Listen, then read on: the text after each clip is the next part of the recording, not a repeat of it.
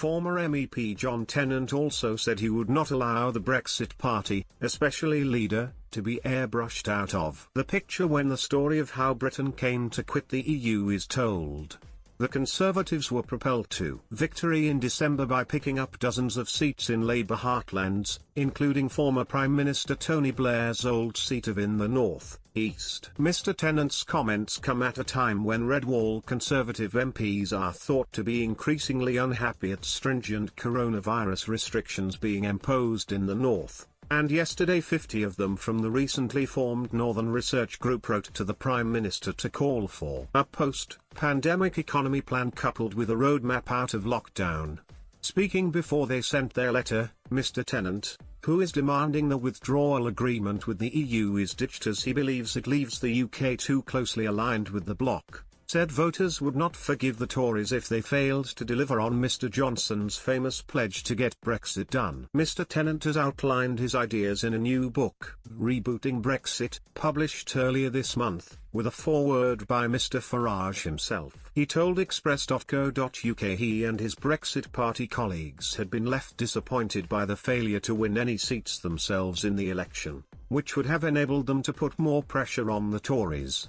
He explained, "We had every intention of doing that, and that is why we targeted the Labour seats that we thought we had a good chance of winning. I don't think the Conservative Party even thought they would win in Sedgefield.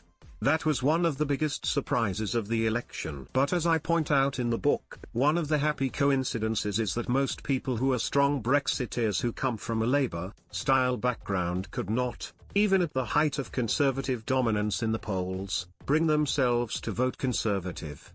So the Red Wall, to an extent, was not necessarily a massive Conservative victory. I think the Conservatives have borrowed the Brexit vote." John Tennant in a pointed message for Mr Johnson. Mr Tennant added, "I think the Conservatives have borrowed the Brexit vote. But they will have to be very careful how they hold that vote over the next 4 years."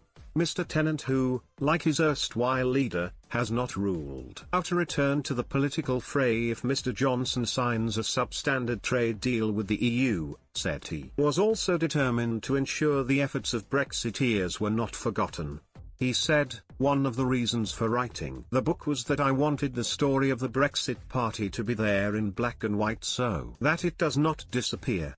I am concerned that Brexit is being taken away from the people who made it happen, which is Nigel Farage, basically."